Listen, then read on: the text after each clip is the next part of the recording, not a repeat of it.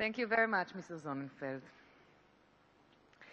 תודה רבה לגנטר זוננפלד. בוקר טוב, אנחנו כאן ממשיכים לשדר בשידור חי מכנס סלקום בתל אביב, והפעם כנס סלקום עובר מסך. הפעם זה הסימן שהכנס הזה עומד בעניינו, כאשר המטרה כאן בכנס להראות כיצד הדברים נראים גם על מסכים אחרים ולא רק על מסך הטלוויזיה שלנו. הדברים החדשניים שאנחנו כבר מכירים, כמו הטלפון הסלולרי או האייפד או מכשירים נוספים, אנחנו כבר נמצאים בעולם אחר, בעולם חדשני הרבה יותר. ומי שנמצא איתנו כעת הוא Gunther Sonnenfeld. Hello, Gunther. Hello, how are you? Vice President in charge of innovation at RAPP. Formally. Formerly. And today at Omnicon. I have my own company, ThinkState, which is a think tank, new media think tank, and Herdable, which is a technology platform. Okay, Yeah. I stand corrected. That's okay. I'll start with something that you said a few minutes ago.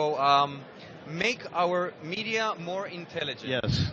How do we make our media more intelligent? Well, I think the combination of data and storytelling allow us to create experiences that are more meaningful and that have more personal value to consumers on a daily basis.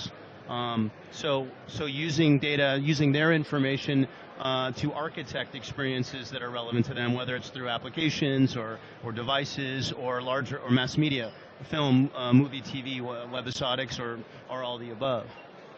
What has changed in the last years with our conception of media? How do you consume media today, which is totally different maybe from what we consumed 20 years ago? That's a great question. So consumption itself has changed dramatically, the act of it. And really, I think it boils down to, in the 20th century, business defined culture.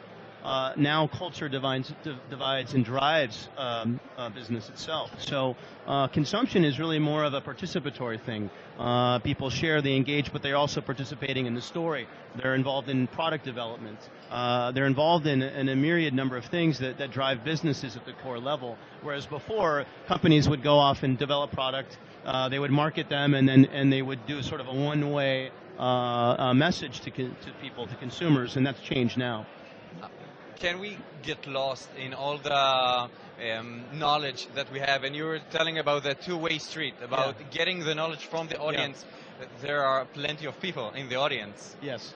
That's a problem from time to time when you need to give your opinion eventually, what is wrong and what is right, what will work and what won't work, actually.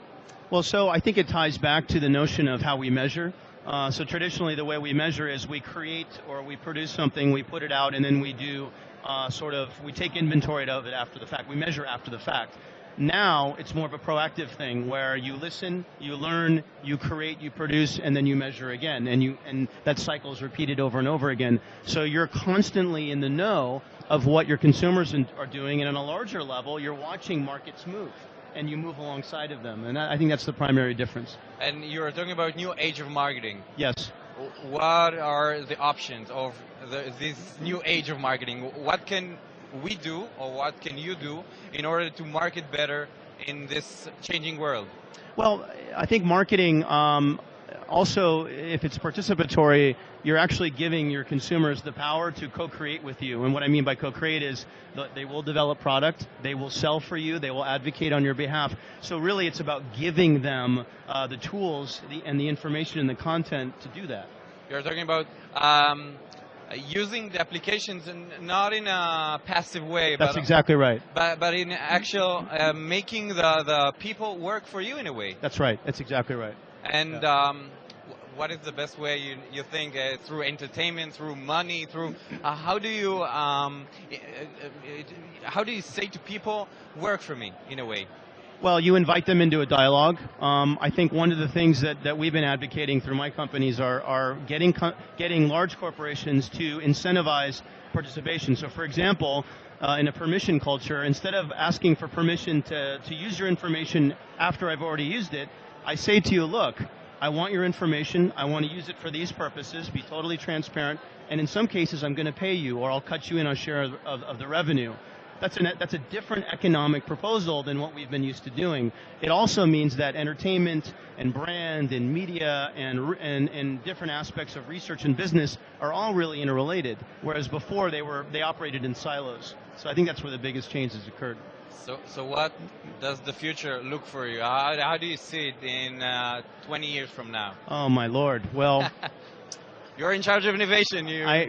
True. The next 20 years. Well, I actually think the way we're going to go from a search-based culture to a discovery-based culture, meaning that we will be connected and interconnected through affinities and interests and different skills, such that we're going to make discoveries collectively about the things that we care about and want, and what will come out of them.